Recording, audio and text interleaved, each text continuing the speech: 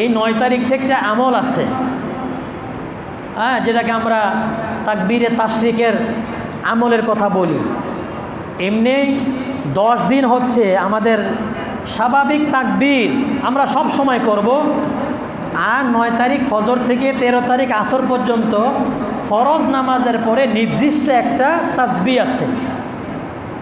জোর সংখ্যায় পড়া যায়, বেজোর সংখ্যায় পড়া যায়। আল্লাহু আকবার, আল্লাহু আকবার, লা ইলাহা ইল্লাল্লাহু, আল্লাহু আকবার, আল্লাহু আকবার, ওয়ালিল্লাহিল হামদ। এটা আমাদের দেশে বেশিরভাগ মানুষ পড়ে। আবার কেউ 3 বার আল্লাহু আকবার পড়ে, যদি সমস্যা নাই, সবটাই পড়া যায়। ফরজ নামাজের পরে এগুলো উলামায়ে কেরাম বা ইমামদের মধ্যে কিছুটা কথা আছে, স্বাভাবিক পর্যায়ের কথা।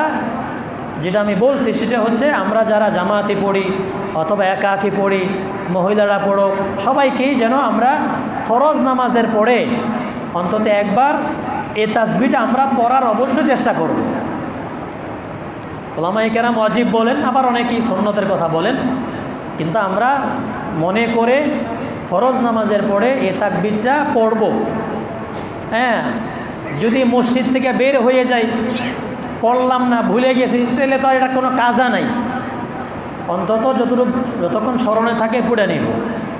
আবার কোনো মানুষ যদি দেখা যায় এই যে 4-5 দিনের যে দিনগুলো, এই দিনগুলার যদি নামাজ কোনো সময় ছুটে যায় এবং এই দিনগুলোর মধ্যেই যদি কি করা হয়, কাজা করা হয়, তাহলে ওই কাজা নামাজের পরেও তাকবীরটা পড়ে নেওয়া।